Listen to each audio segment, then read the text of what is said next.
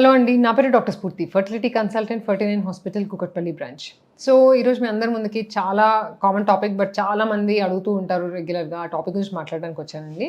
అదేంటంటే embryo transfer తర్వాత తీసుకోవాల్సిన జాగ్రత్తలు. సో, ఎంబ్రియో ట్రాన్స్‌ఫర్ తర్వాత నెక్స్ట్ 14 డేస్ అనేది చాలా ఇంపార్టెంట్ అండి. అండ్ పేషెంట్స్ కూడా వన్స్ ఆ ఎంబ్రియో ట్రాన్స్‌ఫర్ అది ఫైనల్ స్టెప్ అది అవ్వగానే చాలా స్ట్రెస్‌లో ఉంటారు. పాజిటివ్ వస్తుందా? నెగెటివ్ వస్తుందా? ముందెలా అయింది? లేదంటే ఒకటే ఎంబ్రియో ఉంది. అలా చాలా స్ట్రెసెస్ ఉంటాయి వాళ్ళకి. సో, ఈ స్ట్రెస్‌లో చాలా అంటే బాడీలో చిన్న చిన్న చేంజెస్ అయినా గూడా చాలా ఎక్కువగా టెన్షన్ పడి ఏదో అయిపోతుంది అనేసి చాలా కంప్లెయింట్స్‌తోని వస్తుంటారు. సో, అసలు ఏమేమి ఎక్స్‌పెక్ట్ చేయొచ్చు? ఏదేది నార్మల్, ఏదేది అబ్నార్మల్ అనే దాని గురించి మాట్లాడదాం. అంటే నార్మల్‌గా మోస్ట్ కామన్ ఏంటంటే ఫస్ట్ బ్లీడింగ్, స్పాటింగ్ లేకపోతే ట్రాన్స్‌ఫర్ తర్వాత స్పాటింగ్ అయినప్పుడు చాలామంది టెన్షన్ పడుతూ ఉంటారు. ఇది స్పాటింగ్ అయింది. ఏదైనా ఇష్యూ ఉందా? అని కొంచెంమంది టెన్షన్ పడుతూ ఉంటారు. కొంచెంమంది ఏంటంటే స్పాటింగ్ గూడా అయింది. నాకు ప్రెగ్నెన్సీ సింప్టమ్ ఇది. సో, ప్రెగ్నెన్సీ వచ్చినట్టే అని కొంచెంమంది అనుకుంటారు. సో, అలా స్పాటింగ్ అనగానే చిన్నగా అప్పుడప్పుడు లైట్‌గా స్పాటింగ్ అయితే వరి అవ్వాల్సింది ఉండదండి. బట్ కంటిన్యూయస్‌గా అలానే స్పాటింగ్ అవుతుంది అంటే మాత్రం డాక్టర్‌ని కలవడం చాలా ఇంపార్టెంట్.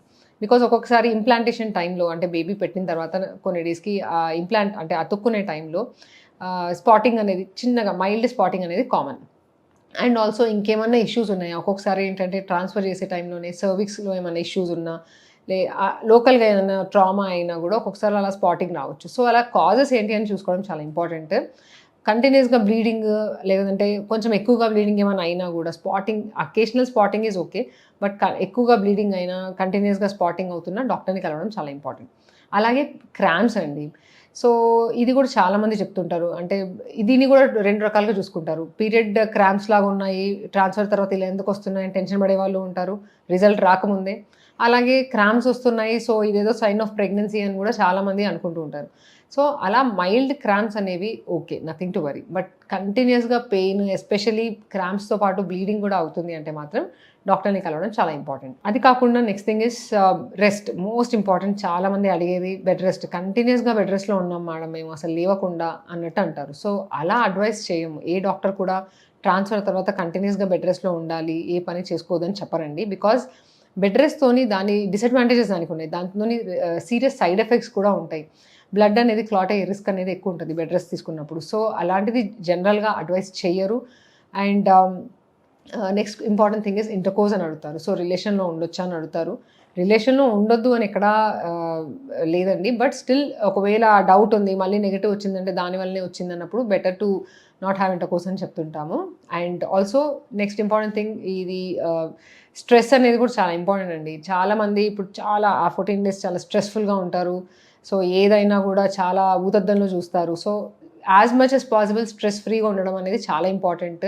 సో, అది కాకుండా కొన్ని సింప్టమ్స్ ఉంటాయండి. అంటే బాగా తిప్పుతున్నట్టు ఉండడము, లేదంటే బ్రెస్ట్ పెయిన్‌లా ఉండడము, టెండర్‌నెస్‌లా ఉండడము, ఆహ్, లో లోవర్ బ్యాక్ ఏక్ ఉండడము. సో, బేసిక్‌లీ కొన్ని ప్రెగ్నెన్సీ సింప్టమ్స్ అని ఉంటాయి. సో, అవి చూసుకొని చాలామంది అంటే ప్రెగ్నెన్సీ సింప్టమ్స్ అన్నీ ఉన్నాయండి.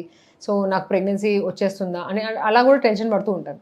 సో, నార్మల్‌గా నేను చెప్పిన ఈ సింప్టమ్స్ ఏవైతే ఉన్నాయో అది ఒక్కొక్కసారి ఈస్ట్రోజన్, ప్రొజెస్ట్రాన్ హార్మోన్స్ ఏదైతే మనం ఐవీఎఫ్ తర్వాత కొన్ని మెడికేషన్ ఇస్తామో, ఆ మెడికేషన్ వల్ల కూడా ఇష్యూస్ అనేవి ఉంటాయి. సో, అది తీసుకోవడం వల్ల వచ్చే ప్రాబ్లమ్‌ని వాళ్ళు అంటే ప్రెగ్నెన్సీలో వచ్చే సింప్టమ్స్ లాగా ప్రెగ్నెన్సీ వచ్చేసింది అని అనుకోవడం. సో, అలా ఎక్కువగా ఆలోచిస్తూ ఉంటారు. సో, అలాంటివి కూడా ఏం పెట్టుకోవద్దండి. And one more thing most important thing is testing. అంటే నార్మల్‌గా ఒక 14 డేస్ తర్వాత టెస్ట్ చేసుకోమని చెప్తాము. బట్ చాలామంది ఏంటంటే ఆల్రెడీ జస్ట్ 1 వీకే ట్రాన్స్‌ఫర్ అయిన 3 డేస్‌కే లేదంటే 1 వీకే టెస్ట్ చేసుకుంటూ ఉంటారు. టెస్ట్ చేసుకొని నెగెటివ్ వచ్చిందండి అంటారు. సో, అది అబ్సల్యూట్‌లీ రాంగ్ అండి. ఎప్పుడైనా మనము 14 డేస్ అనేది ఎందుకు చెప్తామంటే ఆ హార్మోన్ బీటాసిజీ అనే హార్మోన్ బ్లడ్‌లో కనిపించాలి అంటే మినిమమ్ 14 డేస్ పడుతుంది. సో, ఐడియల్‌గా దాని తర్వాతనే టెస్ట్ చేసుకోమని చెప్తాము. అంతేగాని ఇంట్లో కూర్చొని యూరిన్ టెస్ట్‌లు ఎవ్రీడే చేసుకునే పేషెంట్స్ కూడా ఉంటారు. సో, అంత స్ట్రెస్ లోనయ్యి అలా టెస్ట్‌లు చేసుకోవడం వల్ల ఉపయోగం ఏమి ఉండదండి. So, most important thing is medicines. ఏదైతే ఆ లుటియల్ ఫేస్ సపోర్ట్ అనేది ఇస్తారో టాబ్లెట్స్ అవసరమైతే కొన్ని ఇంజెక్షన్స్ కూడా పెడతారు. అవి మాత్రం మిస్ చేయకుండా డైలీ తీసుకోవడం.